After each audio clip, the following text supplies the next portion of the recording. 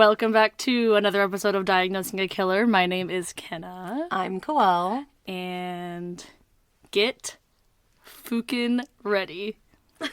Because this is gonna be a doozy. A doozy. It's a doozy. It's a doozy.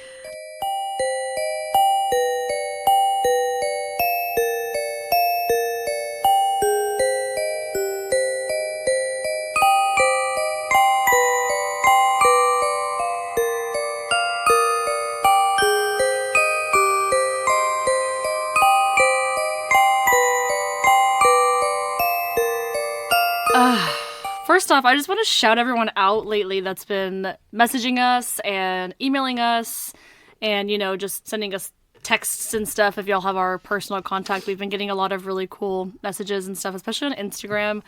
We've heard from, a couple different podcasts that have reached out to us, which is really cool. And Brady from Movication, the podcast that we've plugged a couple of times ago, messaged and said that he was glad that you put the Rocky comment in the Son of Sam episode because he was like, I didn't know anyone else knew that. Like, that's a really cool, addition to the show and everything like that. So I got to chat with him for a minute. But thank you guys so much for continuously reaching out and downloading and donating to the Patreon and all that good stuff. Again, just to remind everyone, all of our handles are at Diagnosing a Killer, with the exception of Twitter, which is at Killer Diagnosis.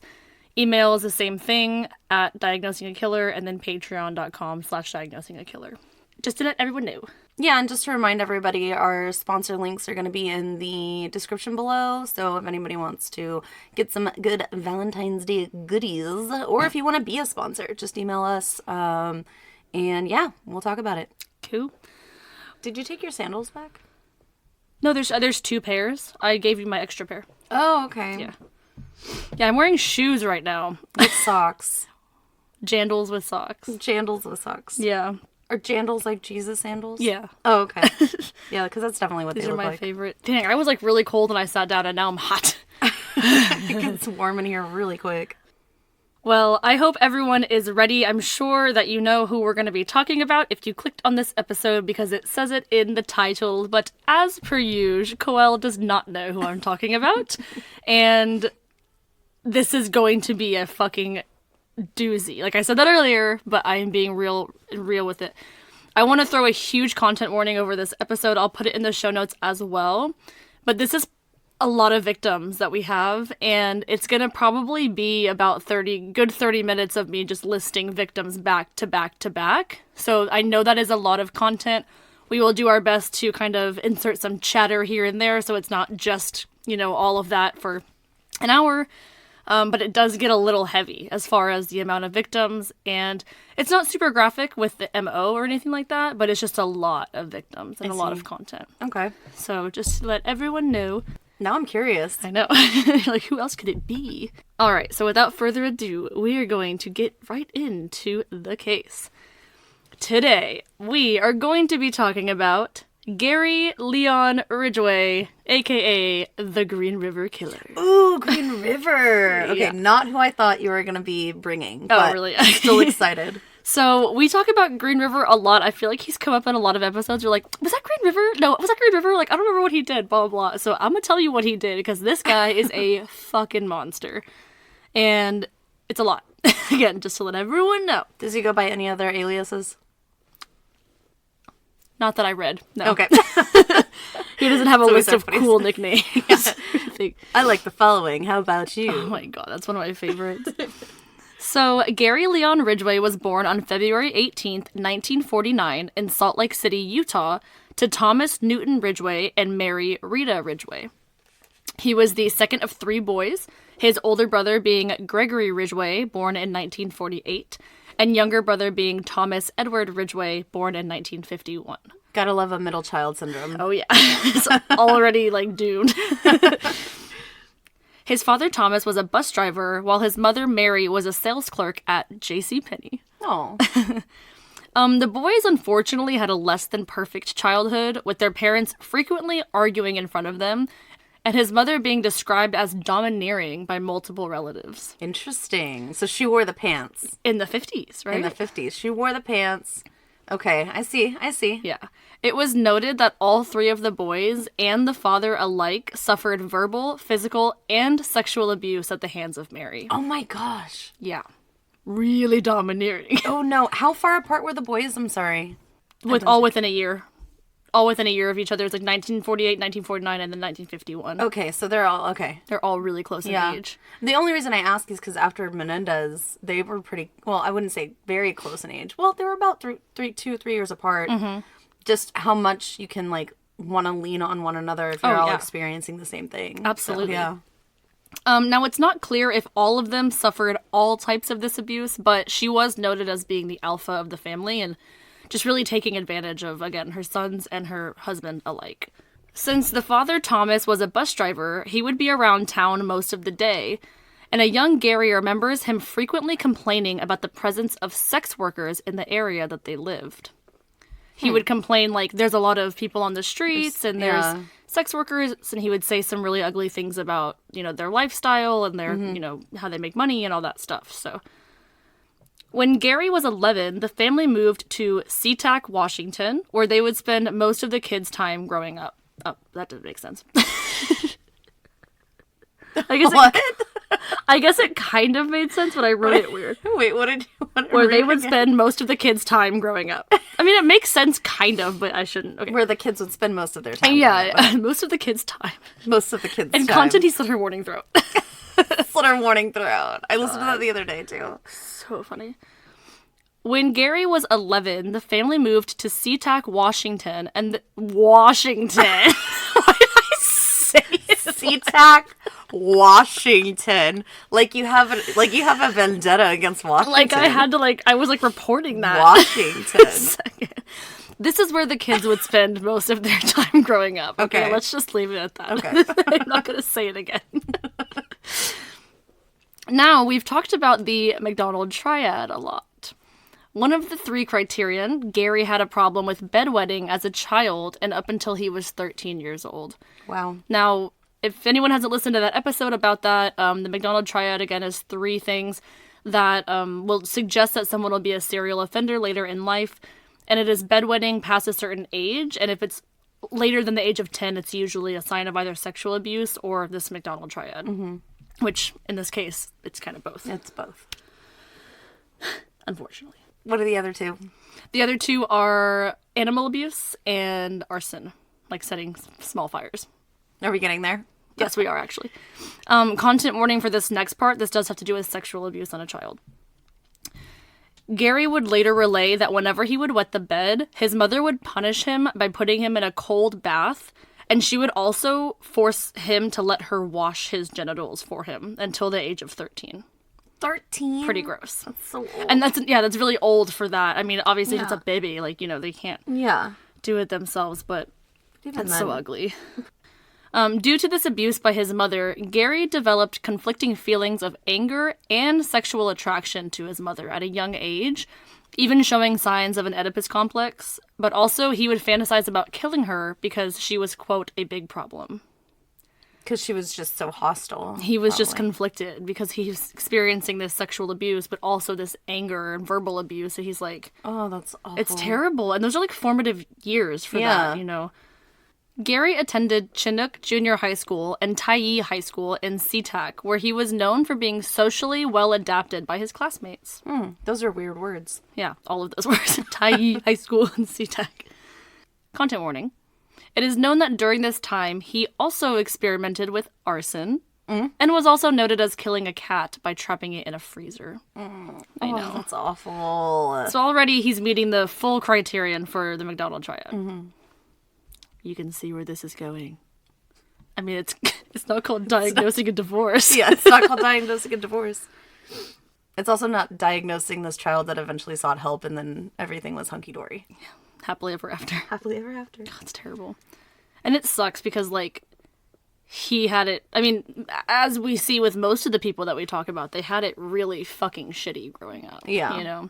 So, yeah, I mean, it's not on the child to seek help. Yeah, of course. But everybody else, Yeah. be standing up and saying something at this point.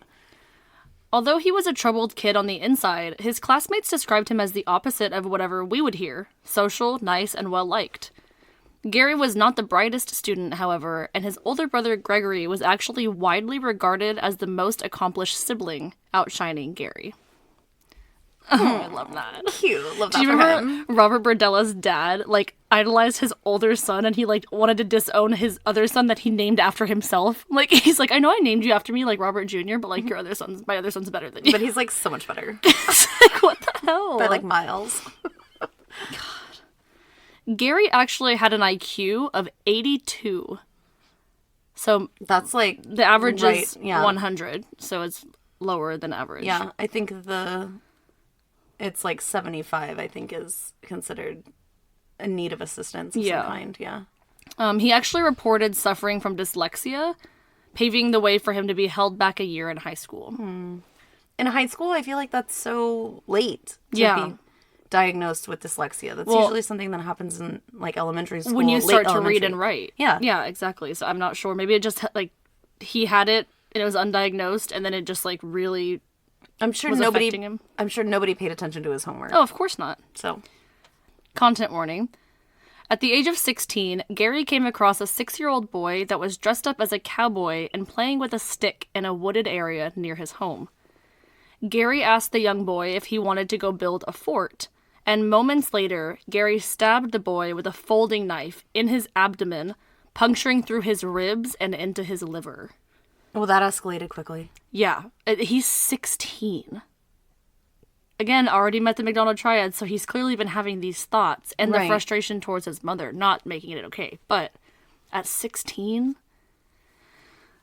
And he happened upon this kid. You said playing in a wooded area. Just though. a not like neighborhood not like in the front yard or anything. But no, still, but it's just a neighborhood kid, like seeming like one of his neighbors.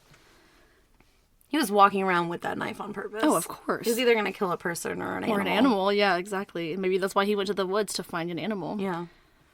The 6-year-old boy was noted as saying, quote, "Why did you kill me?" as blood rushed into his cowboy boots. No. Gary walked away laughing as the boy bled out, later admitting, quote, "I always wanted to know what it felt like to kill someone." The 6-year-old boy suffered serious injuries, but ultimately survived the attack. Oh, gosh. I know. Let's get everyone take a deep breath. Ooh, That's so awful. Though. that is awful. Having to be a 6-year-old having to say, "Why did you kill me?" Like, he has no concept of what that really means. Right. So awful. Around this same time, Gary was noted as sexually assaulting a girl at school, but he was never suspected for or arrested for either of these crimes, the stabbing or the sexual assault. Wow. This is like the tip of the iceberg when it comes to this case. Like, it is going to be a heavy case. I'm still warning everyone. He's 16. Yeah. It took me a month to research this because I kept having to stop. I was like, okay, I can't keep going with this. Yeah. Throughout high school, Gary was still the same socially acceptable, charming, quote-unquote normal kid, even having no trouble finding dates or girlfriends. Okay, Bundy. Right? Gary graduated from high school in 1969 at 20 years old and married his high school sweetheart, 19-year-old Claudia Craig, shortly after graduating. There it is. There it is. It's always the quick marriage. I know. But he always. so he graduated 2 years late, essentially. I think he was just an older kid because he was only held back 1 year, and then he just happened Oh, to be I 20. see. Yeah. Okay. I just can't believe being the like I'm the only 20-year-old. Like, Yeah. I don't know. Yeah. Yeah. It's just a little... And then he met homegirl in cool. high school Yeah. and just straight up married her. Married her ass. All right. Well, Scooped her right on up. and what was her name? Claudia Craig. Okay, Claudia. I see you, Claudia. You always say it like it's their fault. Like, all right, Claudia, we see you. I know. We see you, Claudia. Where's the poop, Claudia?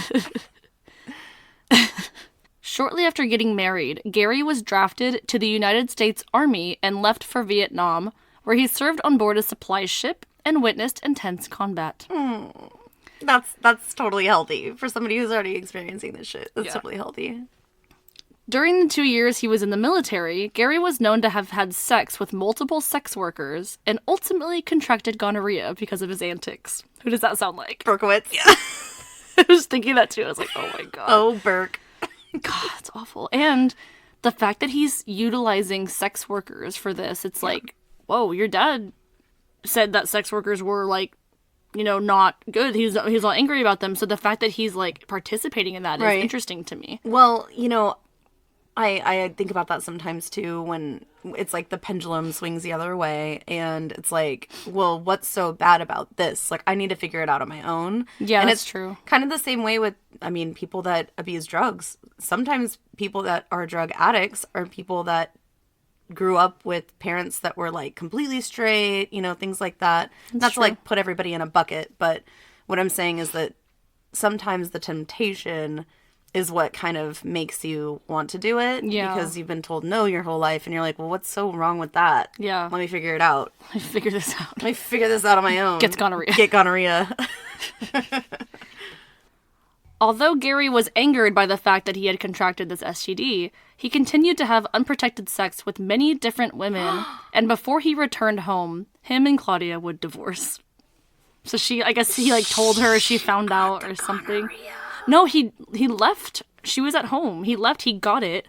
I'm sure he told her like via the phone or writing or whatever. Still over in Vietnam. Yeah. Oh, okay. So before he would return home, she would be like gone, pretty much. Probably because of the gonorrhea. Probably so. I would imagine.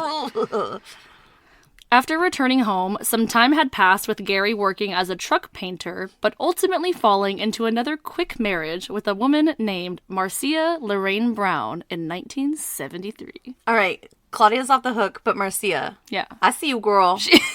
Marcia, we see you, girl. I see you, girl. We see you. A few years into their marriage, in 1975, the couple would offer offer a baby boy. I don't know why I said offer.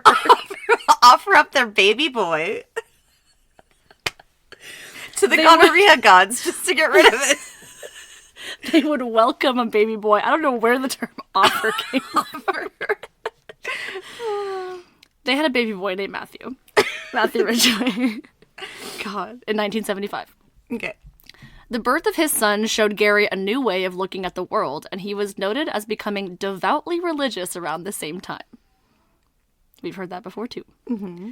He was known to go door to door reading the word to anyone who would listen.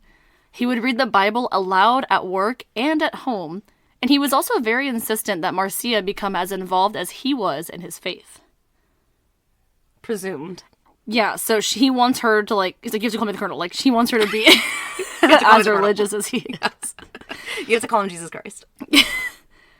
Gary was also known to frequently cry after sermons or reading the Bible and would follow the strict teachings of his pastor to a T. Oh, I could not hang. I couldn't. Like, bro, hang. Don't shove your shit down my throat. I'm sorry. I could not hang that way, no. Despite his extreme religious beliefs, Gary was also continuing to solicit sex workers during this time, and even tried to encourage Marcia to participate in sex in public and inappropriate places. What? I am the best Christian in the world. Let me hire a sex worker. What? Yeah. Did anybody talk to you about our Lord and Savior Jesus Christ just hanging out the door? That's disgusting. Yeah. Oh my. Ugh. This is kind of gross. It was later. But it hasn't been gross yet, but go ahead. it's all gross. None of this has been gross yet. He even offered up his baby. It was later. No, this is actually kind of morbid, sorry. Okay. It was later discovered that some of these places that he wanted to do the deed with his wife were in the same places his future victims would be found. Yeah. Like he had a favorite park bench or... I don't know if he, like, knew he was gonna have victims and put them there later, or if he was like, I remember this spot, my wife wouldn't have sex with me here, let me just do this here, you know? It's the real world. It's the real world, like, I don't know. Okay. But yeah. But either way, he liked these, maybe because they were secluded locations. Yeah, And maybe sure. he found them to be quite serene, perhaps. Terrible deed for the serene area. No, of course.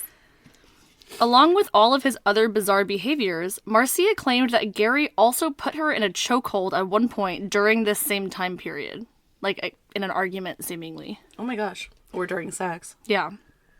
Well, funny you say that, because according to the women in his life, Gary had an aggressively insatiable sexual appetite.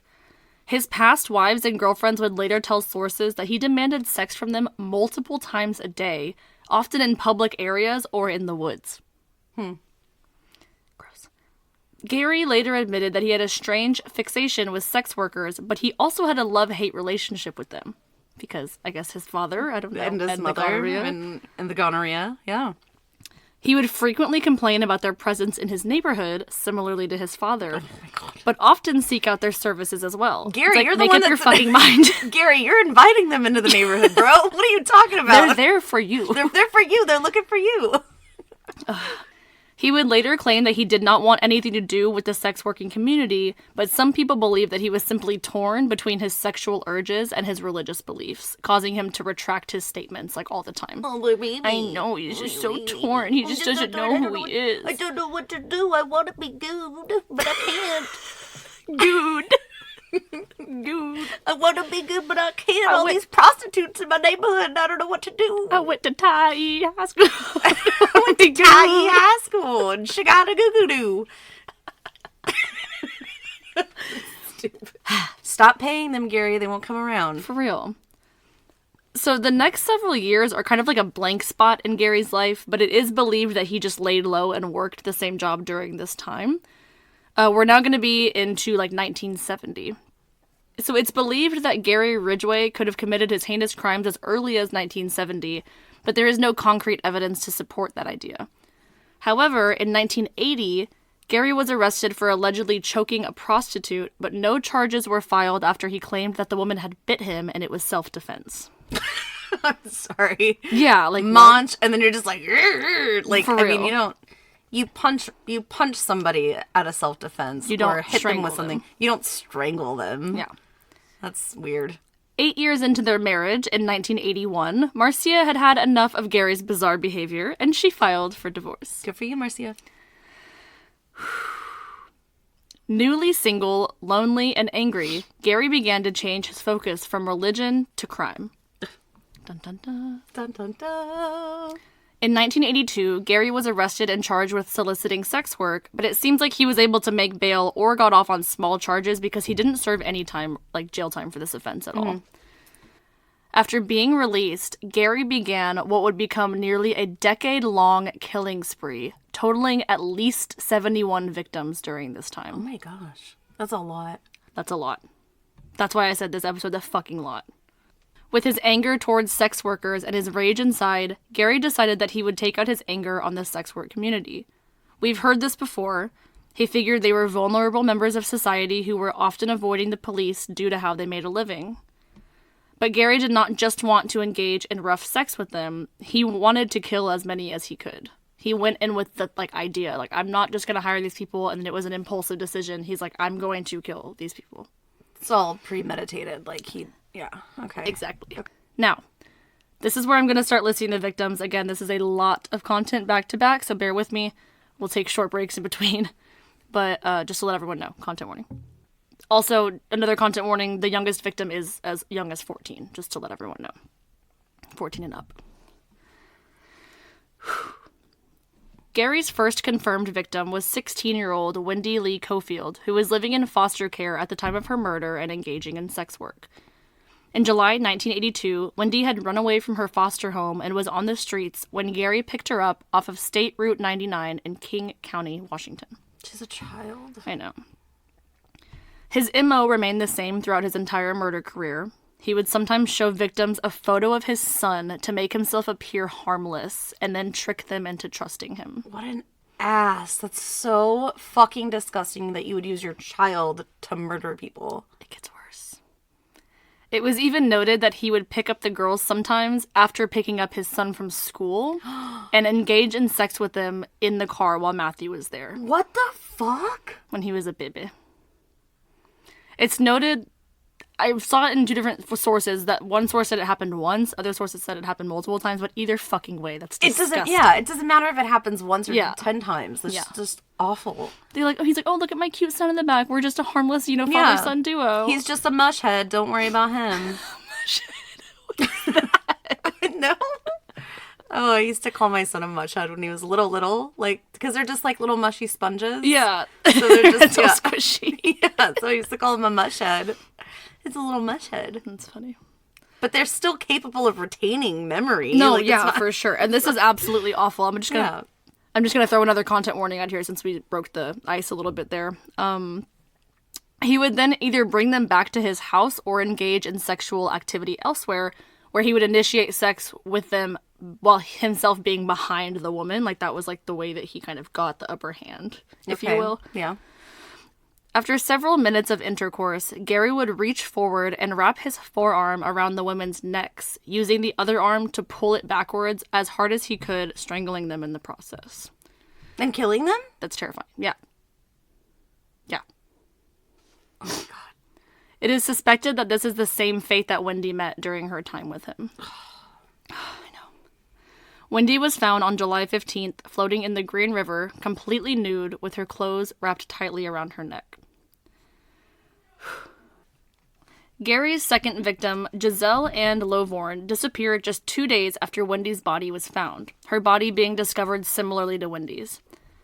Deborah Lynn Bonner, 22, went missing in late July of 1982, shortly after these two girls were killed, and she was also discovered in the Green River. A total of 5 victims were found in the Green River, and they were actually named as the Green River Murders, but when they realized that he was killing more, they dubbed him the Green River Killer. Okay, yeah. So it wasn't... So they thought it might have been like, oh, these 5 women. Yeah. And then no more. But he's an active killer now, so they call him a killer. Okay. And I'm sure that we've kind of already noticed a bunch of dates and stuff. Every victim that I've listed, I listed the date that they went missing and then the date that they were found. So I'll be as clear as I can, but just to let everyone know, there's going to be a lot of dates kind of thrown around. Yeah, it's going to be like kind of overlapping. Yeah, kind of. Okay. Because it's really telling like how long it took them to be found, right? So that's why I wanted to include that. Yeah, that was like from July to like September. Yeah. On one of those, yeah. And just to let everyone know as well, I know I've said content warning a bunch of times, but this next part is fucking disgusting, like out of a horror book, so just to let everyone know. The difference in these 2 murders from Wendy's, however, was that they were not just strangled and dumped, but they actually had rocks placed inside of their genitals. Gary later confessed that he did this because he would come back to the deceased bodies and sexually defile them multiple times after dumping them. It's like Ted Bundy. That's fucking gross. It's disgusting. It's just... I literally can't even fucking imagine the smell. Do you... Yeah, just... I don't understand. I don't understand. The shock. Yeah. Yeah. He also later explained that he did not find necrophilia more sexually satisfying than regular sex, but that having sex with the deceased reduced his need to obtain a living victim, thus limiting his risk of being caught. Oh, so he's a fucking hero. Yeah. He's a fucking hero. He's At least I'm not taking, alive people another anymore. Life, yeah. Like, I'm just defiling the bodies of my previous victims. Yeah. That's disgusting. Oh my god, that is so gross. I know, it's really awful. Man, this guy is this guy's a mess. On top of taking this precaution, he would also frequently leave cigarette butts and gum at the sites of his victims, even though he didn't smoke, just to throw detectives off of his trail. Oh, they're like, we're looking for a smoker. And he's like, I don't smoke. And I don't chew gum. I came here to smoke cigarettes and chew gum. I'm all out of gum. God, it's silly. It's so dumb. He would sometimes move bodies from their original sites as well in order to confuse investigators. Because they would maybe find like some sort of remains somewhere and then like others elsewhere. I don't know. On August 15th, 1982, 3 more bodies were found. 17-year-old Cynthia Jean Hines was found naked in the shallow water, along with the body of 31-year-old Marcia Faye Chapman. But not his wife. Oh, okay. Not his ex-wife, but still. Okay. But yeah, wow, what a weird connection. Yeah. Nearby in the undergrowth lay the body of Opal Charmaine Mills, 16, with blue shorts knotted around her neck, her breasts exposed, and with bruises on her arms and legs. Detective David Reichert was one of the first to arrive on the scene. Now, let's remember that name because he comes back way later, but he is one of the first to arrive on this scene, and he follows this guy through the entire process. I already forgot what his name was. David Reichert. David Reichert? Yeah, like R-E-I-C-H-E-R-T, Reichert. Reichert. The following day, August 16th, the King County Sheriff's Office set up the Green River Task Force to investigate the killings. Oh, they were already serious about it. Oh, yeah. and the body count continued to rise. More victims being discovered along the river and in the areas around the Seattle-Tacoma International Airport. So he has now 2 common dump sites, if you will. Okay, so why aren't they patrolling them? Right, I don't know. Well, along the river, I guess that can be like anywhere along the river, but you know. Dad always loves that. Oh, we're gonna hit up this place. It's known to be a crack den, and it's like, well, if it's a known crack den, why aren't you doing anything about Exactly. it? It's a known drug house. Oh shit. Along with David Reichert, Robert Keppel was also lead on this task force, and the 2 put together made an amazing team. Unfortunately, the team could only do so much, and Gary Ridgway was able to keep killing for many years, his victim count reaching nearly 40 at this point. What? Reichert said about the findings of the bodies, quote, "Every time you found a body, it was like being hit on the head with a baseball bat." Now I'm going to continue with the victims. On August 29th, 1982, Terry Renee Milligan, 16, disappeared. She was living with a boyfriend at the time of her disappearance and was last seen near South 144th Street and Pacific Highway South. Her body was found on April 1st of 84, so 2 years later.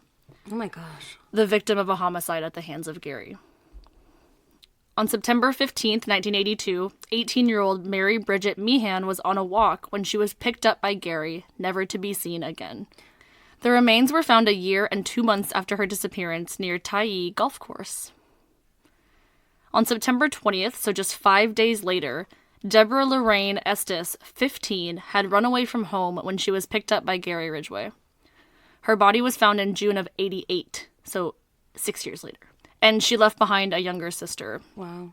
She also had an older brother named Luther that had died in an auto accident before she ran away. What? So That's their so parents lost 2 sad. babies. I know. Like within a year.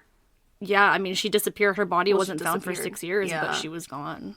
Oh my gosh. I know. Do you think there's a reason that, like, he's seeking out specifically these younger people, other than there was a 31-year-old victim, but other than that, they're all... Well, teenage runaways. He doesn't think anyone's going to come Yeah. looking for them. That's true. They're Do you think sex he workers. asks first how old they are? I don't think... I think do he you just think he just liked profiles? younger-looking people, Yeah. maybe. But, like, what is the connection, do you think, for him? Like, high school sucked, so, like, he likes that era? I think he hated women because his mom. Yeah. I think maybe because he was young at the time that she, was still assaulting him. Maybe Yeah. that's why he targeted young people. He didn't like sex workers because of his dad.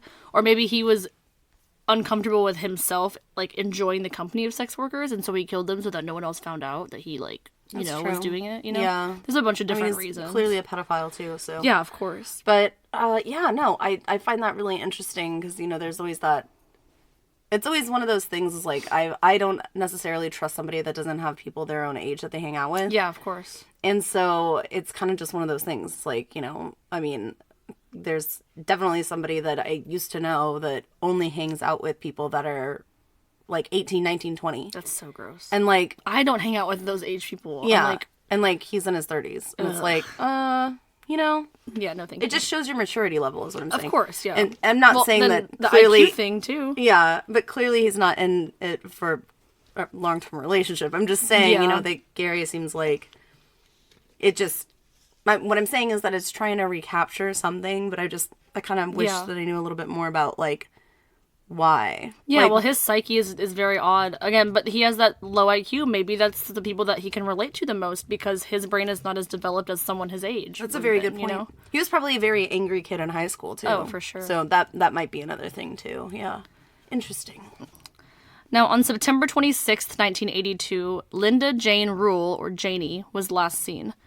Her body was found in January of 83, so a couple months later, on the campus of Northwest Hospital. October 8th, 1982, 23-year-old Denise Darcel Bush was last seen, and her remains would not be found until February of 1990. Whoa, that's a long time later. And if we really think about it, I know I'm saying a lot of dates, but, like, that was September 26th and then October 8th, where 2 girls went missing. Like, that's, less than 2 weeks in between. Yeah. And he's kidnapping another person. Investigators later discovered that some of Denise's remains had been found 5 years prior in a different location, but they did not find the remainder of her body until 1990.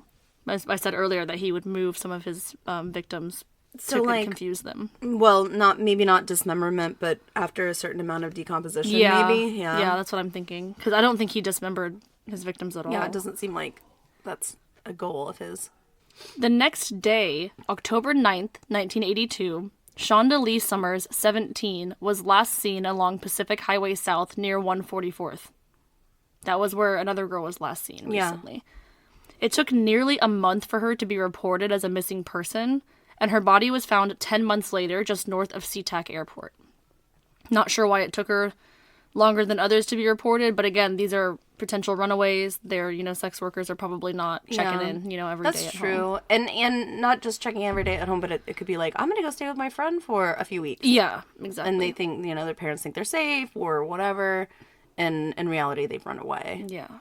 Sometime between October 20th and 22nd, 18-year-old Shirley Marie Sherrill was last seen after having lunch with a friend in Seattle's International District. Her remains were found nearly 2 years later in June of 1984, alongside those of Denise Bush. Okay, so buried twice. There's been already multiple sites that have had multiple victims as well. But since they were found so much longer in the future, who knows what kind of remains they were, That's true.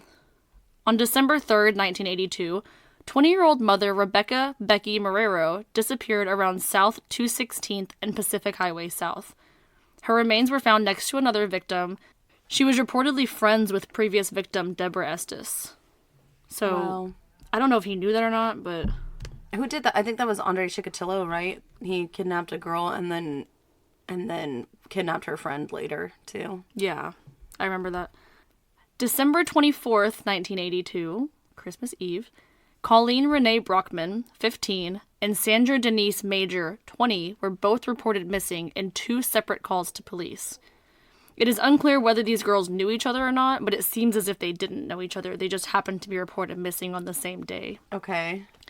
15-year-old Colleen had run away from home, where she lived with her father and brother, and was currently living on the streets at the time of her disappearance. Unfortunately, she met Gary Ridgway, and she became his 15th victim. Her remains were found on May 26, 1984, so a couple of years later. 20-year-old Sandra Denise Major was last seen getting into a truck near North 90th Street and Aurora Avenue North.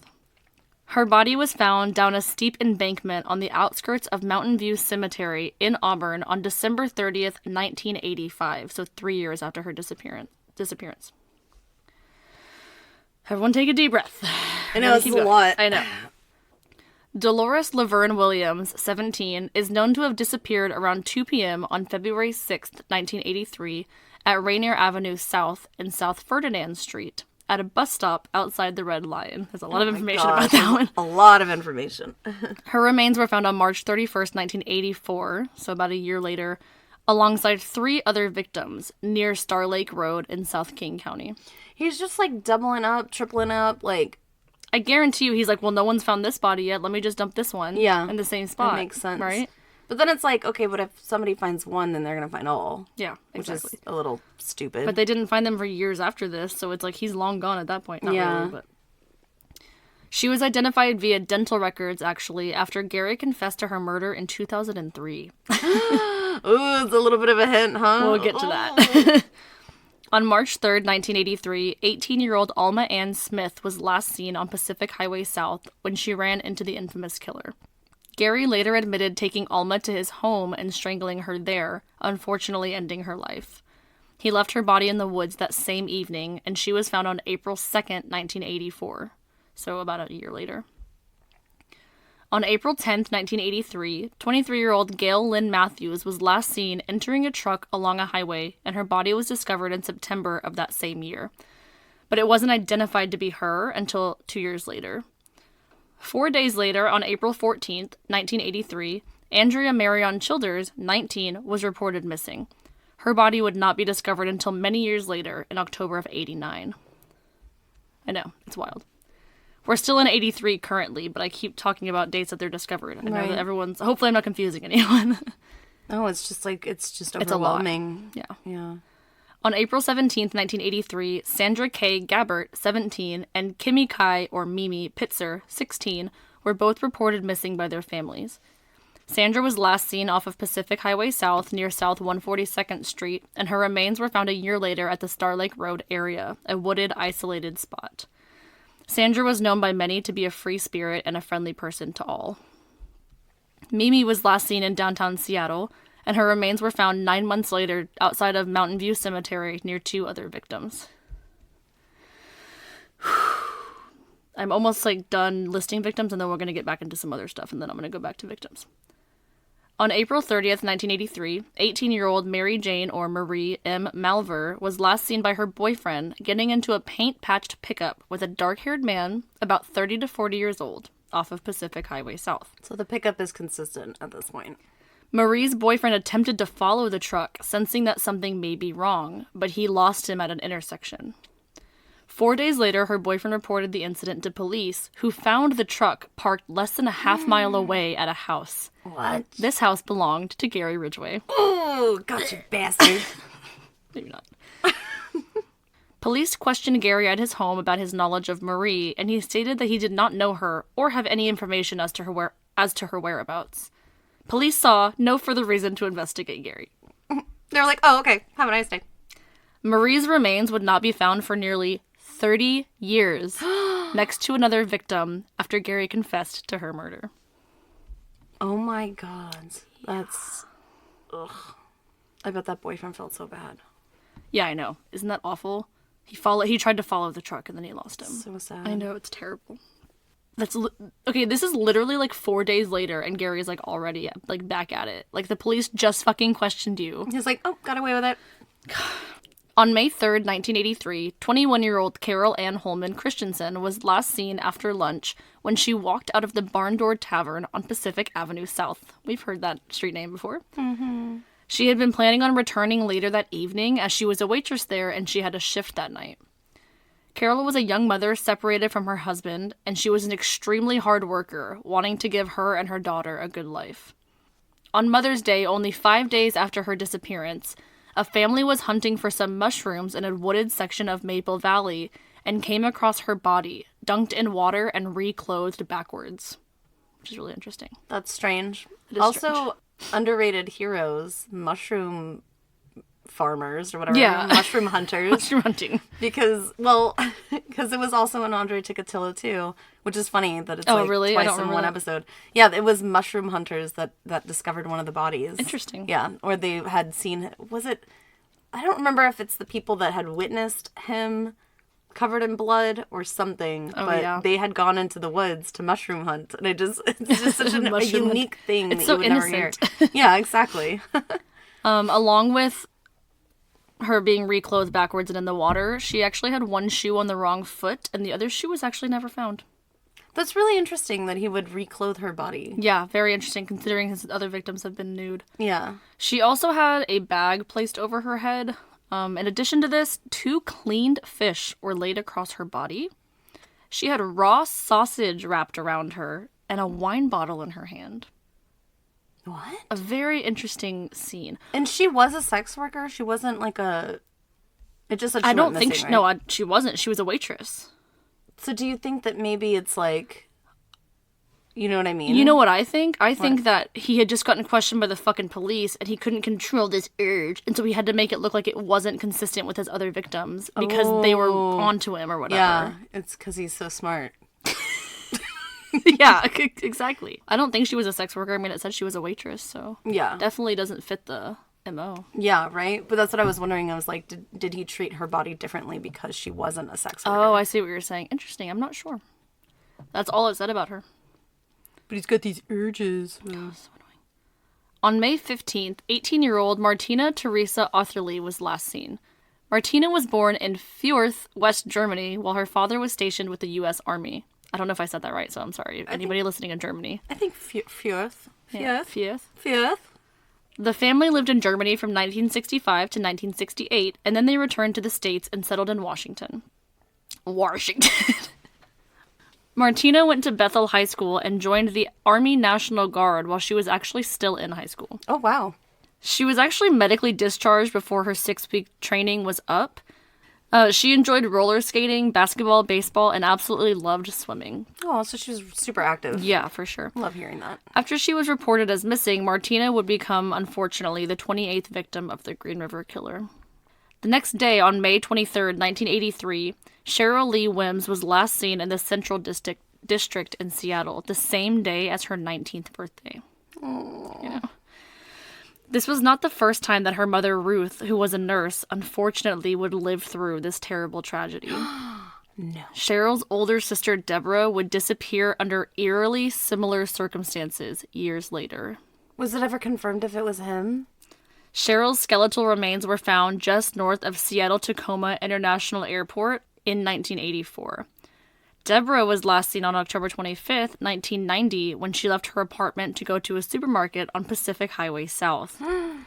After her disappearance, her car was found abandoned at a Safeway store at South 216 and Pacific Highway. Deborah was a sex worker and had a substantial criminal record dating back to the 70s for crimes including auto theft, grand larceny, and prostitution. Of course, when she was reported missing, Gary Ridgway was listed as a suspect, after he was identified as being at the scene of the victim's last known location. What? Deborah was never found, and Gary has never admitted to being involved in her disappearance. This case is still cold to this day. Do you think that, because he clearly, confesses later, do you think that, maybe he just doesn't remember her? Or do you think that he really didn't? I mean, it has to be one or the other. Right? Because he was willing to admit to however other many ones that he admitted to. Right. So I don't know. Because, Gacy kind of did that, too, where it was oh, yeah, that one. I forgot about that one. Or, yeah, I forgot that guy's name or whatever. Yeah, but he pretty much confessed to everything that he could. Yeah, I think I don't know. That really is really unfortunate, though, because, her mom's never going to get that justice. Closure. Yeah. Gosh, that's crazy. I know. I feel bad for the mother. I know, me too. On May 31st, Yvonne Shelley Antosh, 19, was last seen at the Ben Carroll Motel. Yvonne came to Washington from Vancouver, British Columbia. There is not much else known about her. However, her body was found just off of Highway 18 near I-90 about a year later. Carrie Ann Rios, 15, went missing. Carrie had lived in multiple group homes and was reported to have gotten along well with others. She had dreams of becoming a model and played the flute in her high school marching band. Carrie seemingly vanished around May or June of 1983, but since she was not living at home, there's not an exact date on when she went missing. A lot of these victims, it's just really sad that they never got the opportunity to, live on their own and, even become adults, honestly. Exactly. Because, sure, they're running away from a bad home life, or because they want to live on their own and they think they're adults, whatever the circumstances might be. But for them to be, when some of them were living in foster or, halfway homes or shelters, and it's they're just trying to get their shit together. Exactly. It's really sad. Or didn't have the opportunity to, in some cases. Yeah, no, that's absolutely horrible. They go out thinking that they're gonna have this amazing better life for themselves. Everything's gonna be okay once I'm by myself and on my own, and then this piece of shit, takes advantage of that. Carrie unfortunately became a victim of Gary Ridgway, and her remains were found nearly 2 years after she disappeared, near 5 other victims in the Star Lake neighborhood. Oh my gosh, this guy. On June 8th, 1983, Constance Elizabeth Nayon, 20, was last heard from by her boyfriend, saying she was picking up her check at her place of work and would see him in 20 minutes. Unfortunately, she was never seen or heard from again after this interaction. Constance's car was later found parked on South 188th Street and Pacific Highway South. Her remains were found 4 months later just south of SeaTac Airport near 3 other victims. I know.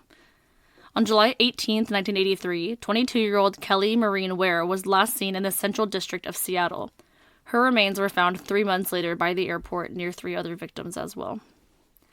Only 1 week later, on July 25th, 22-year-old Tina Marie Thompson was last seen near South 144th Street and Pacific Highway South. Her remains were found 9 months later near the intersection on Highway 18 and I-90 near 2 other victims. Okay. Ready for the next one? This one's going to be a little bit longer. Yes. In early 1983, 14-year-old Wendy Stevens ran away from home. Several years before she ran away, Wendy was living with her mother Cecile and stepfather Alan in a Denver suburb. Cecile stated about Wendy, quote, "People weren't strangers to her. Everyone was a potential friend. I was always afraid for her because she was that way." It's like, ugh.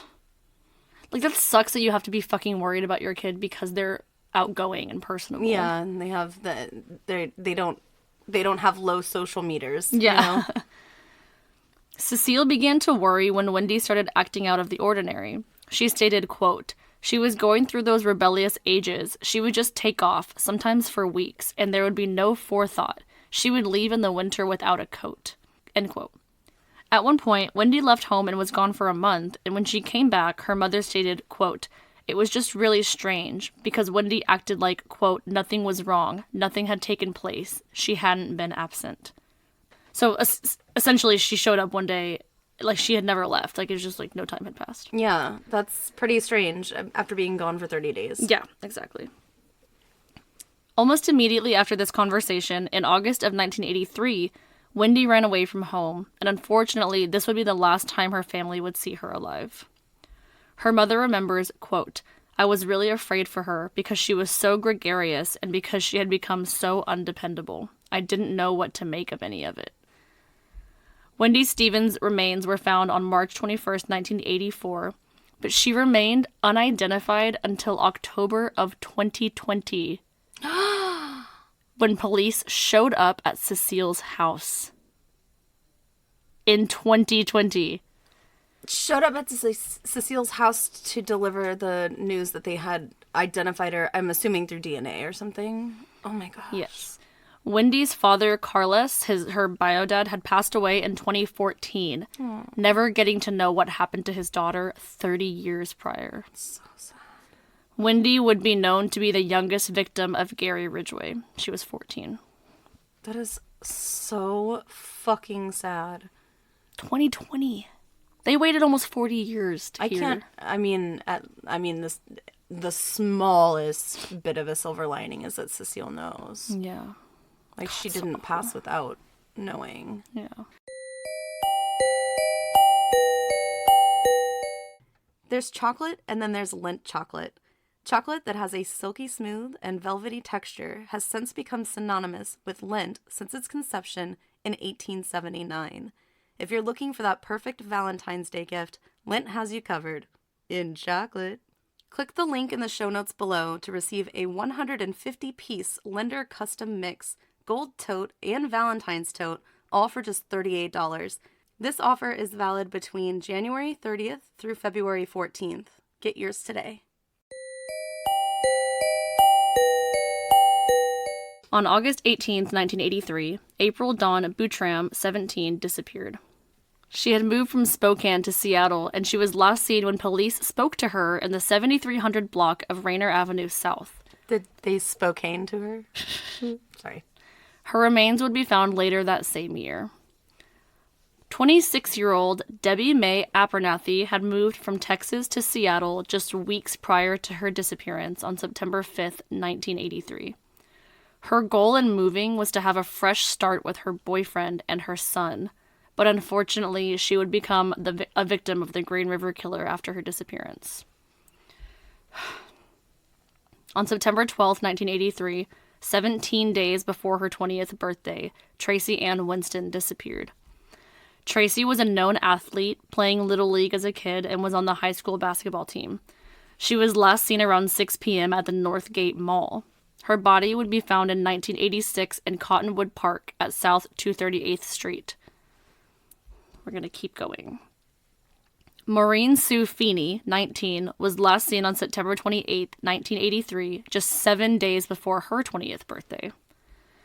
Maureen was raised with 8 siblings, and she was actually planning on moving out of the family home a month after she would go missing. Oh, that's so sad. Maureen had a love for animals and nature and hoped to someday work with children. Her sister eventually would write a book about Maureen. Her sister would eventually write a book about Maureen and the effects her murder had on the family, entitled, quote, The 39th Victim, a Memoir. Maureen's remains were found in May of 1986. Now back to the current. On October 11th, 1983, Mary Sue Bello was last seen, 5 weeks before her 26th birthday. This is definitely a coincidence, but very interesting. Yeah. She was known as a treasure to her family and was well liked by all that knew her. Her remains were found 1 year and 1 day later, a victim of Gary Ridgway. Pammy Annette Avent, 16, was last seen on October 26th. Her remains would not be found for nearly 20 years, and she was identified via dental records. We're almost done. 22-year-old Denise Louise Plager, or Misty, was last seen on October 30th, 1983, at a bus stop in the South Seattle suburbs. She had a brother and 2 young children, her youngest being only 2 years old when she went missing. Oh my God. I know. Her remains were found the following February, a victim of Gary Ridgway. All right, everyone take a deep breath. We're done with that for a second. That's like zombifying. I know. Like, you just zone out listening to it because it's so much. much. It's terrible. Sad. Thanks for hanging in there with us, guys. I know, I feel like I can't come up with any other adjective than like, that's so sad. Oh my gosh. That's so sad. But it's just hard, like, to try to, like, compute, like, in your brain for sure. how many victims there are, and, yeah, just It's a lot. They each had lives, and they each had families, and they Yeah. each have their own set of special circumstances that brought them to that moment, and Yeah. it's like... And I mean, sad. the main research that I did, it was like giant gaps in between, but I definitely didn't want to like leave any victims out because of course they deserve to be talked about, and, you know, them at least a sentence or two about them. So that's why I wanted to put all that info in there. Yeah. In November, police once again spoke to Gary about the murders when he failed to kill a hitchhiker that he picked up. Let's hear about this. Gary claimed to have choked the woman after she attacked him, the same story as before. She bit me. Police tried to get him to admit anything, but he denied any knowledge of the victims, and authorities lacked any solid evidence that he was the perpetrator. Gary later admitted that when he was questioned the first time about Marie's disappearance, in order to conceal scratch marks that she had given him on his arms, he leaned up against a fence and put his hand behind his back so that the police wouldn't see. He would later admit, like, oh shit, like, the first time you talked to me, like, about this girl, like, she gave me those scratch marks. He also admitted that once the police left, he burned his arm with battery acid to disguise the marks.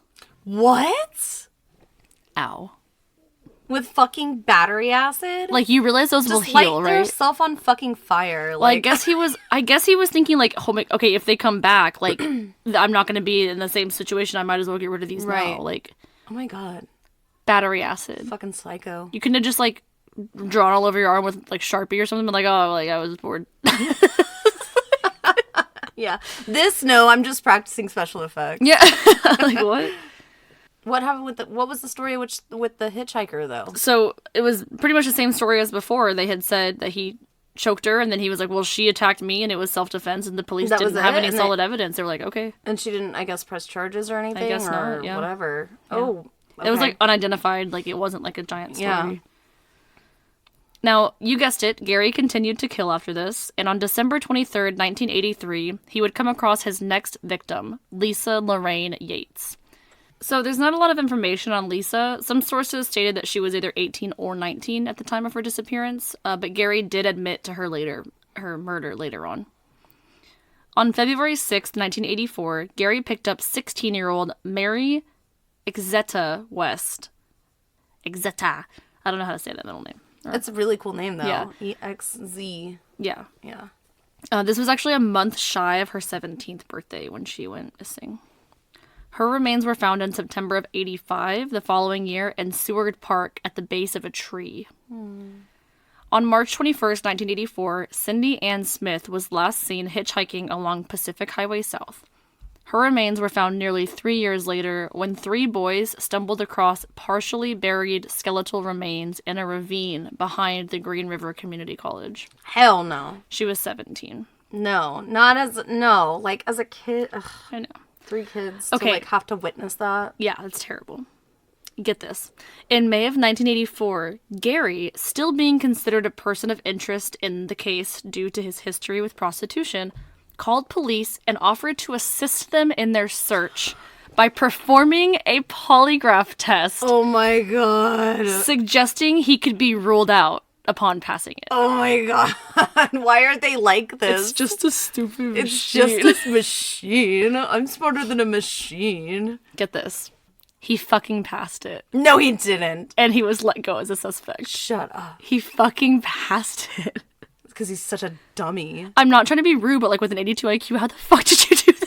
It's probably because it's the lack of empathy. He doesn't have any emotion. There's no emotion. He doesn't get scared. Anxious. He doesn't get anxious. Oh, that's fucking... He passed it. Ugh. And now they're like, we have no choice but to rule him out as a suspect. Like, obviously, like, polygraph tests aren't super reliable. But back then, that's like pretty much all they had to go on. Yeah, exactly. Oh my god, what? I know. Stupid machine.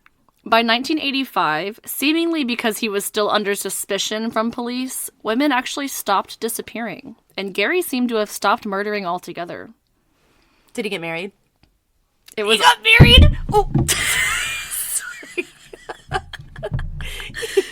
It was also around the same time that Gary met a woman by the name of Judith Lorraine Lynch, also recorded as Judith Mawson, and the couple married 3 years later in 1988. So yeah, he got married. Oh my god. Okay. Ugh. Hey, it's predictable. But at least it got him to stop fucking moitering, or not really, because we're gonna keep going. What was her name? Judith. Okay, Judith. I see you, Judith. Number 3. Another one. On October 11th, 1986, so this is 1 year into his relationship with Judith. They're not married yet, but this has also been a year since the last murder.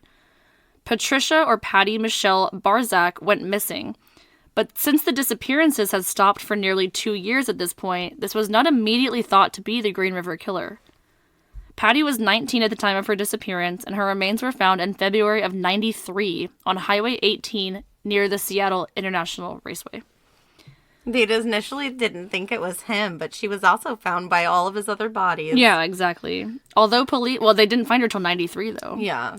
Although police thought the killings had slowed or stopped, they were not giving up on their search for the infamous Green River Killer, and detectives Reichert and Keppel were looking in a new direction for information, the same guys from earlier. Mm-hmm. They began interviewing incarcerated killers for any suggestions or advice on what this guy was probably like. Mm-hmm. You know, you did it. You'll see what this guy's about. Mm-hmm. During the time they were interviewing these people, they received a letter in the mail from an inmate that was pretty famous at the time. Is this... Keppel remembers the first time he heard that the inmate was reaching out to him, saying, quote, "It was a letter from a wannabe consultant and the most unlikely person I ever expected to be of assistance in the Green River murders. The letter came from a cell on death row in Florida. The sender was Theodore Robert Bundy. I was stunned." He means Ted of the West. Ted of the West. Ted of the West. Teddy. Oh, it's coming in clutch. Teddy. God, that's awful. But yeah, so they were like, okay, we're gonna interview like serial killers, and Bundy was like, yo, I might be of some assistance. Can I get down on that? Yeah, let me just write you a letter really quick. Well, at this point, of course, if we all know Ted Bundy, he had already been imprisoned for several years, and he was awaiting his execution date that was set for 1989. Mm. So this is like 5 years before he's supposed to get the chair. Yeah, the chair. Get the chair. Get the lobotomy. Having a similar MO as the Green River Killer made way for Bundy to be a real big asset in this case, because he did the necrophilia thing as well. It's kind of gross, but he did. He actually became a regular interviewee of Keppel and Reichert, and even offered his opinion on the psychology of the still active killer, as well as his motivations and behaviors. According to Reichert, Ted also shared several things in common with Gary, especially in regard to mindset. Reichert stated, quote, "First off, there's no remorse. He doesn't have feelings towards anybody, his family included, and that's what I saw in Bundy and what I saw in Ridgway." He also later explained, quote, "Like Mr. Bundy, Mr. Ridgway craved attention and control and was prideful when discussing his killings. When detectives presented him with an unsolved murder to see if he would confess it, he told them, 'Why, if it isn't mine? Because I have pride in what I do. I don't want to take it from anybody else.'" Obviously, these are quotes that came out after they realized who he Right. was. Yeah. But isn't that interesting? He's like, That is you want to true. confess to this? And he's like, no, I didn't do that. I didn't do that. I take pride in what I do. That guy's sloppy. Exactly. And who else said that? Somebody It else was said fucking that. Patrick Kearney. Oh, Kearney. Yeah. Yeah. I was like, no. They were showing him Randy Kraft's victims, and he was like, that wasn't me, but I admire his work. That's what he said. I admire his work. He does good work. Oh my It god. runs well. Oh my god. These guys. When BTK stole the radio. Runs good. Runs good. God. So bumbly. Bumbly. Such a bumbly hoe. Ugh. Now, during one interview, Bundy suggested that the Green River Killer was most likely revisiting his dump sites to perform necrophilia on the corpses. He advised investigators that if they found a fresh grave, they should stake it out and wait for the killer to return. Why did they fucking think of that earlier? Okay, thank you. Teddy. Turns out Bundy's theories were absolutely correct, and police were able to use them to collect samples and provide evidence for an arrest warrant. But they don't know who he is yet, they just have DNA. Right. Police continued to work on the case and found out that Gary Ridgway was last seen with 2 of the victims before they disappeared. As a matter of fact, Gary had a more recent victim than the police knew about. Roberta Joseph, or Bobby Joe Hayes, age 20, went missing on February 7th, 1987, after she was released from the custody of the Portland, Oregon Police Department. She So had, she gotten left- yeah, arrested, and then But she got out, and then he it was picked believed her up. she was returning back to Seattle when she went missing, which is where he found her. Her remains were discovered over 4 years later when a Washington State Park employee came across skeletal remains at the end of a dead-end road. She would become the 43rd victim of Gary Ridgway. Because Gary was the last person allegedly seen with 2 of the victims, police were able to get a warrant to search his home and vehicles on April 7th, 1987. It was at this time that they also requested a hair and saliva sample, and Gary cooperated because he passed the polygraph, so what are you going to do? So I can beat science, too. Well, unfortunately, due to insufficient DNA testing at this time, they were unable to use this to arrest him because all they could do was collect the sample. They couldn't test it yet. The technology was not out yet. So where's Judith? Where's she going in this Yeah, whole there, time? Judith. Going on with Judith? Eye on you, Judith. What's going on with Judith? What's going on, Judith? Judith. Judith. Well, it's now 1987, and him and Judith have been dating for 2 years. Judith later agreed to a TV interview way later on when she stated that when she moved into Gary's home, there was no carpet.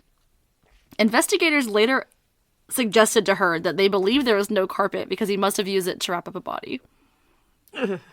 He, ripped it up to use it to dispose of a Yeah, body. I have no carpet in my house because I used it to bury bodies. In the same interview, Judith also described that Gary would leave for work super early in the morning, seemingly to take advantage of overtime pay. But then she connected the dots that he most likely was killing during the time he was out of the home, even in the morning. She also claimed that she had not suspected Gary to be the perpetrator when he began to be questioned. Even when they were questioning him, she's like, that's definitely not him. She didn't even know who the Green River Killer was because she didn't keep up with any news outlets or media or anything. Although he was on the police's radar, again, they had no way of testing the DNA, and Gary was able to remain a free man for many years. This is also around the time that his murders were very sporadic, seemingly because he didn't want to risk getting caught by killing anyone, but it was also very clear that he gave in to his impulses every once in a while because that was not his last victim. Marta Callas Reeves was born in Hungary in 1953 and made her way to the United States and to Seattle in her adult life.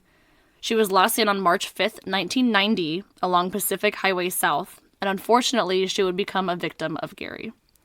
Marta was either 36 or 37 at the time of her murder. I still don't get, I get that, you can't be everywhere all the time, 100%, but if he's a suspect, then, why isn't he being tailed? Exactly. Why isn't he being... Well, they don't really have it. I guarantee you they just couldn't get a warrant to do that, Yeah, because it's all this... It's extra police money. And money it's stuff. circumstantial. Yeah, but, I don't know. And he passed the polygraph, don't forget. And don't forget, he's smarter than the average bear. Her body was found later off of Highway 410, which is interesting because... Creepy. That is weird, right? Well, we have a loop 410. Yeah, that's we true. We don't have a highway 410. Gary managed to keep from killing for many years after this, and it wasn't until January of 1998 that 38-year-old Patricia Yellowrobe was last seen. Now, keep in mind, he's sporadic, he's taken a bunch of years off, and these last 2 victims have been in their 30s. Completely different than his other MO. Because you know why? Because he's trying not to get fucking caught. Yeah. He can't help it, but he's trying not to get caught, so he's trying to switch it up or whatever. It's just an impulse.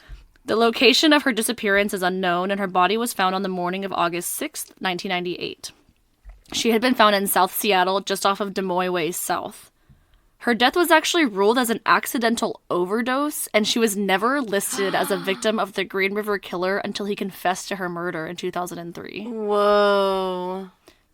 2 more women are listed as being victims of the Green River Killer, but they are both unidentified to this day.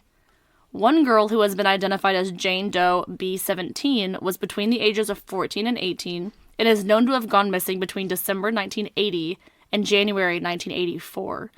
Her remains were found on January 2nd of 86, but again, never identified. They don't even know when she was last seen. Yeah. 4 years. Between. That could be in 1980 to 1984 she was last seen. Exactly. Oh my gosh. The other girl, known as Jane Doe B20, was between the ages of 13 to 24 and is thought to have gone missing between 1973 and 1993. 20-year gap. They have no idea. Her remains were found on August 21st, 2003, and she has never been identified either. So that being said, if anybody has any information, call your local authorities. Gary Ridgway is suspected of, but not charged with, murdering 6 more victims attributed to the Green River Killer. In each case, Gary either did not confess to the victim's death, or authorities have not been able to corroborate their suspicion with substantial evidence. The first of these victims is Amina Agishif, 35, who disappeared on July 7th in 82 and was located on April 20th of 84. Gary denied killing her, and she again doesn't fit the profile of any of his first sets of victims, considering her age and the fact that she was not a sex worker. However, there's a bunch of the people in later years that were older. Yeah. Other sources stated that she was in fact Gary's first victim, which explains the lack of similarity with his other victims because it was in 82. Yeah. She was known to be a part of the Green River murders because the first 5 victims were found in the Green River in Kent, Washington. Amina was a mother of 2 children, a Montessori school teacher, and a waitress. Cassie Ann Lee, 16, was reported missing on August 28, 1982, and her remains were never discovered. Although he has never been charged with her murder, Gary did confess to killing Cassie. She was married to her pimp, and they had actually only been married for 4 months when she disappeared off of Pacific Highway South. Gary stated that he strangled her in 1982 and left her body near a drive-in theater off of the SeaTac Strip. Law enforcement has been unable to locate her remains, so he was never charged with her murder. Whoa. even though he confessed Even to though it. he there's said no where body. it was. Yeah. Wow. 16-year-old Tammy Charlene Lyles went missing on June 9th, 1983, and was discovered in April of 1985. She was identified via dental records, but it is unclear why Gary was not charged with her murder. Probably lack of sufficient evidence, like I said earlier. Nothing like DNA to connect or any of that stuff too, right? Kelly Kay McGinnis was last seen on June 29th, 1983, standing by the street in the area of the Three Bears Motel off Pacific Highway South. Kelly had 2 children, a boy she gave up for adoption, and a 4-month-old baby girl. Kelly's remains have never been located, and she was 18 at the time of her disappearance. 18-year-old Angela Marie Gerdner was reported missing in July of 1983, and her remains were discovered on April 22nd, 1985. Gary is a suspect in Angela's murder, but was never officially charged. Patricia Ann Osborne, 19, went missing on October 20th, 1983, and her remains have never been found, although Gary did confess to her murder in 2003. Gary Ridgway has been considered a suspect in the disappearances or murders of several other women not attributed at the time to the Green River Killer. Charges have never been filed for these crimes. An unidentified black female, possibly named Michelle, disappeared in December of 1980. Her body was never discovered. Christy Lynn Vorak, 13, disappeared on Halloween night, 1982. Her body was never discovered either. 15-year-old Patricia Ann LeBlanc went missing on August 12, 1983, and her remains have never been found. Rosemarie Curran, 16, was last seen on August 26, 1987, and her body was discovered just 5 days later on August 31st. Gary was never charged with her murder due to lack of evidence. On April 24, 1990, 16-year-old Darcy Wade went missing, and her body was never recovered. And lastly, 22-year-old Cora McGurk was last seen on July 12th, 1991, and her body was never recovered. That is all the victims. That is so much. Everyone take a deep breath. So much. I just wanted to give everybody a little line in there, because they all deserve to be talked about, even if they were never discovered. That's so awful. His, murdering career spans, decades. Yeah, it does. And it's wild. And then I was just thinking about, even tying up some of these, remains being connected to him or not, or that was still going on. And most weren't even known about or found or had been confessed to until 2000. Yeah. That's insane. Insane. Now, although these murders were connected to or seemingly connected to Gary, it is known that his killings went down significantly after him and Judith got married. He later admitted during an interview in prison that while he was in the relationship with Judith, his kill rate went way down and he truly loved her. Of his 49 known victims, only 3 were killed after he married Judith. Yeah. Judith later told reporters, quote, "I feel like I have saved lives by being his wife and making him happy." I mean, it's true. Sad to think about, very too. sad. That she feels this, not survivor's guilt, but what would be the opposite of that? I mean, almost, yeah.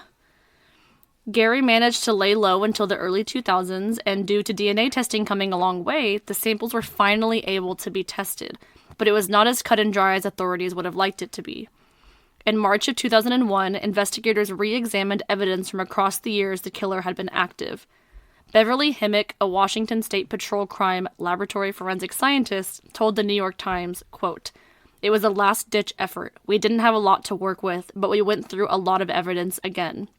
We rinsed all the fingernails to look for trace evidence and swabbed the ligatures for cellular material. With one girl, we were able to find a few sperm clinging to her pubic hair." End quote. New DNA profiles from 3 victims were compared with the DNA taken from Gary Ridgway back in 1987, and it was a perfect match in all 3 cases. On November 30th, 2001, nearly 2 decades after the first murder, Gary was at the Kenworth truck factory where he worked as a spray painter when police arrived to arrest him. Gary was arrested in suspicion to the murders of Marcia Chapman, Opal Mills, Cynthia Hines, and Carol Ann Christensen. 3 more victims, Wendy Cofield, Deborah Bonner, and Deborah Estes, were added to the indictment after forensic scientists identified microscopic spray paint smears as a specific brand and composition of paint used at the factory during the time frame when they were killed. Interesting. I know it's a lot to say, but yeah. Gary was still married to Judith at the time of his arrest, and she was absolutely shocked when she heard about her husband's long record of rape, murder, and necrophilia. Judith stated that Gary was the, quote, perfect husband and had always treated her, quote, like a newlywed, even 17 years into their marriage. Wow. It seems like he really did love her. I mean, he stopped doing these things. He probably felt pretty fulfilled. Although he stated that he truly loved Judith and being with her made him stop his horrendous crimes, he also admitted that he had been tempted to kill her at one point, but he decided not to because it might have increased his chances of getting caught. Ew! Yeah. What? Yeah. Oh, Take back what you Judith. said. My bad, Judith. Sorry. Oh, no. Gary awaited trial in jail because after his arrest, he was denied bail due to evidence being sufficient enough to not allow it. Oh, well. Upon his arrest, David Reichert, the law enforcement official that had been the one on the case for over 20 years at this point, released a statement saying, quote, "We don't know if Ridgway is responsible for the deaths of any more women. However, we will continue to investigate all unsolved homicides that may be linked to him or to any other suspects." End quote. He also stated, quote, "We have a lot of work to do to investigate these other cases to ensure we have the person who's responsible for those bodies. We may have some copycats." End quote. Thankfully, they didn't. That's good.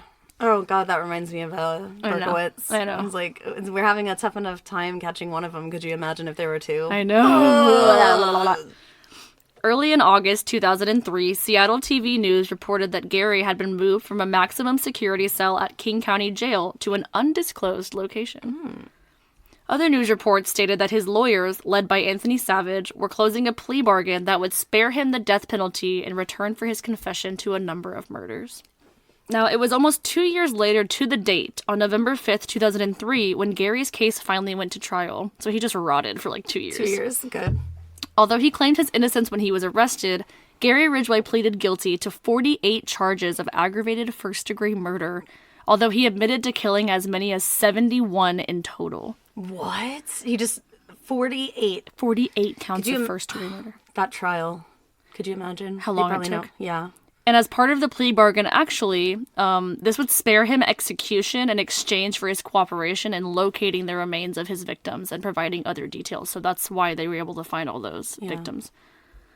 Also included in his plea, his agreement to plead guilty to any future cases where his confession could be substantiated by evidence. So if they found any other victims, he'd be like, oh yeah, by the way, I did that. Here's my confession. In his statement accompanying, how do you say that word? How do you say that word? I hate when that happens to me. Accompanying. No, damn it. Now that I can't think of it. Accompanying. Accompanying. In his statement with his plea. Accompanying. It's fine. Accompanying. Everyone knows what I'm trying to say. With his plea, Gary stated that all of his victims had been killed inside King County, Washington, and that he had transported and dumped the remains of 2 women near Portland to confuse the police. Gary also said in this statement, quote, I killed so many women, I have a hard time keeping them straight, end quote. Figured. He also admitted that he killed most of his victims in his house or truck before disposing of the bodies, adding that in most cases, he didn't even know the victims' names.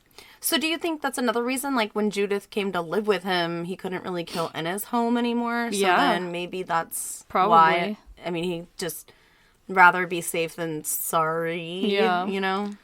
He also added, quote, most of the time I killed them the first time I met them, and I do not have a good memory for their faces. Like, fuck you. They're just objects. That's why. Yeah. They're just objects to him. He doesn't care. Explaining why he chose women he thought to be prostitutes, Gary said they, quote, were easy to pick up without being noticed. I knew they would not be reported missing right away and might never have been reported missing. I picked up prostitutes because I thought I could kill as many of them as I wanted without getting caught. End quote. I hate that fucking logic. This guy does not have a soul.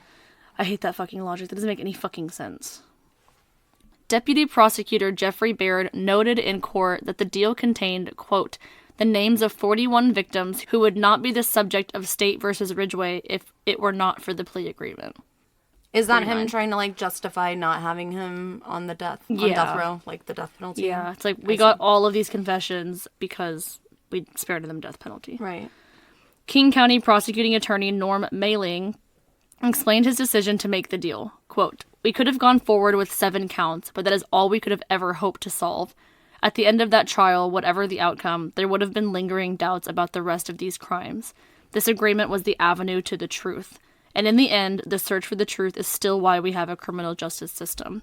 Gary Ridgway does not deserve our mercy. He does not deserve to live. The mercy provided by today's resolution is directed not at Ridgway, but towards the families who have suffered so much.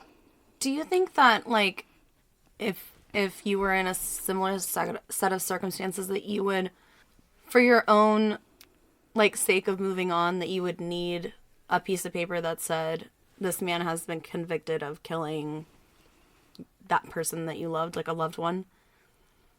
I don't know. I don't know how I would feel. I feel like if I heard that he confessed to killing someone and then they put him on death row, then I would be probably just as satisfied, but that's just me, you know?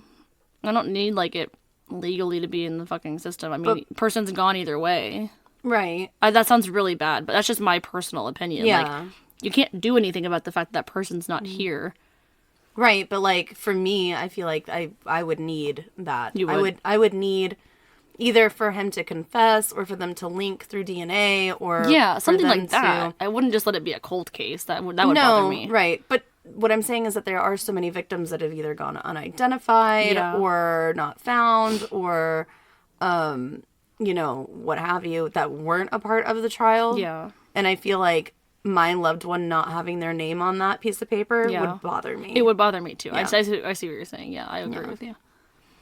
On December 18th, 2003, King County Superior Court Judge Richard Jones sentenced Gary Ridgway to 48 life sentences with no possibility of parole and 1 life sentence to be served consecutively. He was also sentenced to an additional 10 years for tampering with evidence for each of the 48 victims, adding 480 years to his 48 life sentences. Better start working on a fountain of youth there. Gary was able to lead investigators to 48 victims, including some that were not originally linked to the Green River Killer. Gary Ridgway confessed to more confirmed murders than any other American serial killer at the time. Whoa. Samuel Little surpassed him.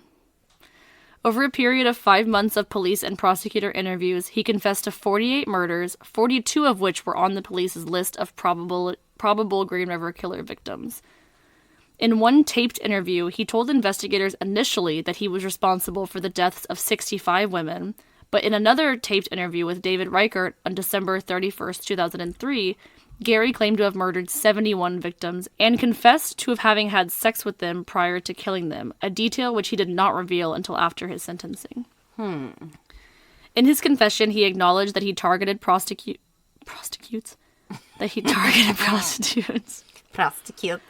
In his confession, he acknowledged that he targeted prostitutes because they were, quote, easy to pick up and that he hated most of them. Unquote. End quote. I don't know why I keep saying unquote. He also confessed that he had sex with his victims' bodies after he murdered them, but claimed he began burying the later victims so that he could resist the urge to commit necrophilia.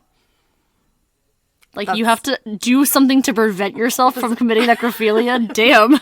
That sucks. It's fucking savage. Lastly, Gary suggested that he talked to and tried to make his victims comfortable before he committed the murders. In his own words, he stated, quote, I would talk to her and get her mind off the sex, anything she was nervous about, and think, you know, she thinks, oh, this guy cares, which I didn't. I just wanted to get her in the vehicle and eventually kill her. End quote. What the fuck? Gary called his horrible count of murders his real career. Oh! That's what he called it. After his sentencing, Gary Ridgway was placed in solitary confinement at the Washington State Penitentiary in Walla Walla, Washington, in January of 2004. In 2001, an additional body was found and linked to Gary, the body of Rebecca Becky Marrero, his 14th victim. After Gary entered a guilty plea for this murder, in agreement from his original plea, Becky's sister Mary told Superior Court Judge Mary E. Roberts that the family had agonized for 29 years wondering what happened to her sister.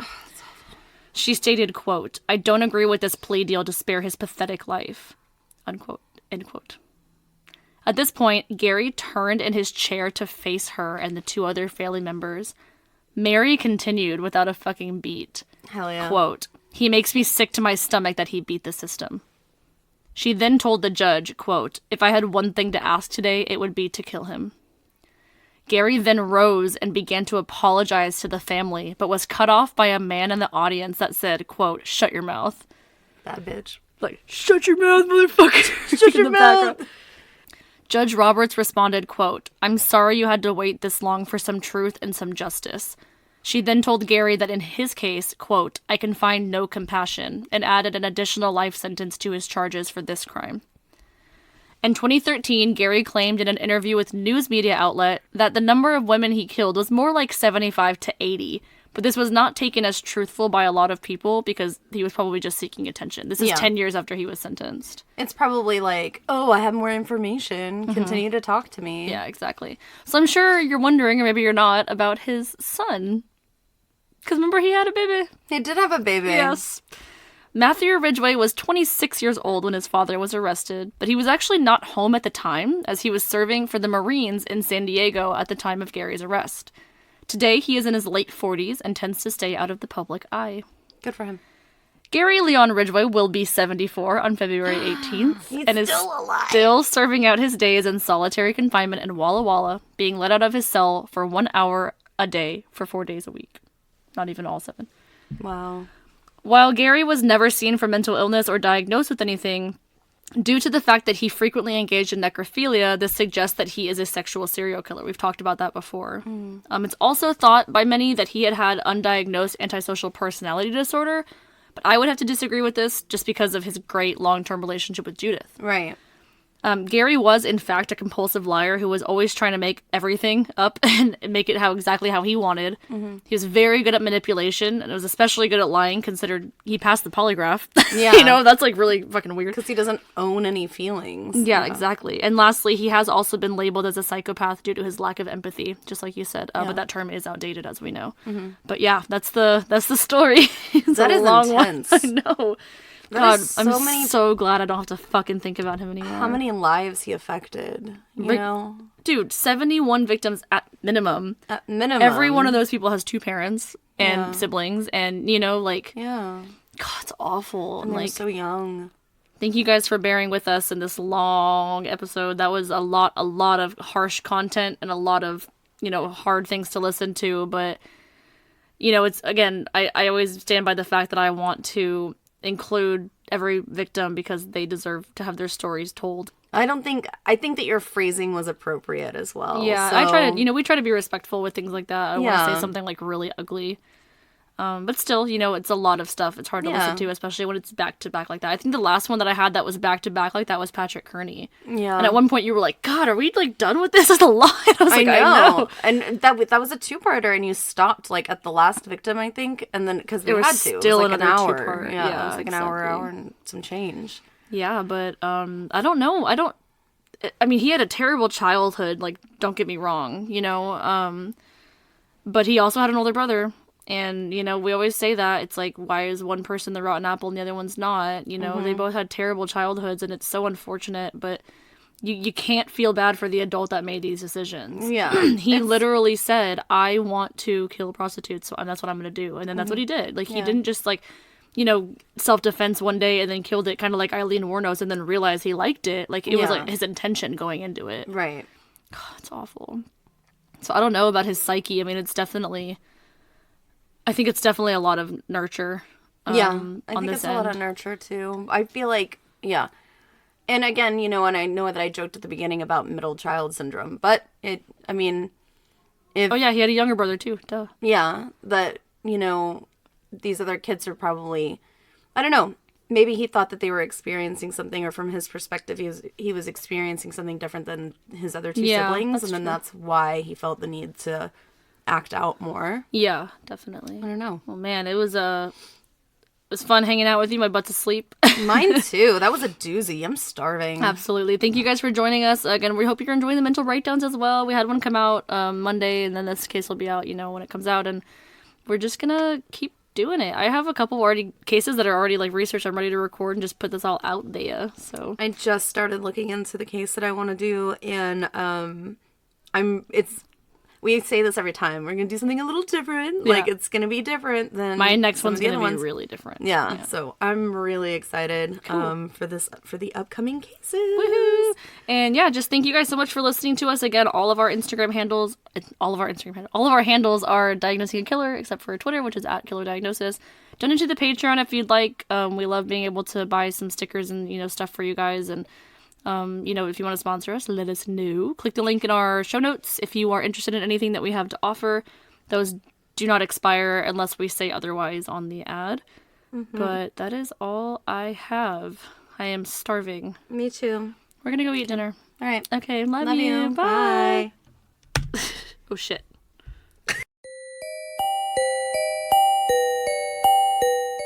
Looking for a perfect gift for that special someone? Canvas Prints has a wide variety of items that can be personalized just for you with simply sending in a photo.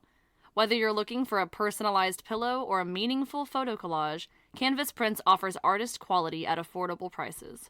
With easy-to-use design tools and state-of-the-art printing capabilities, they help you create masterpieces that will last a lifetime without breaking the budget. You make the memories, Canvas Prints will help you keep them. Click the link in the show notes below for free shipping on orders of $49 or more between now and February 5th.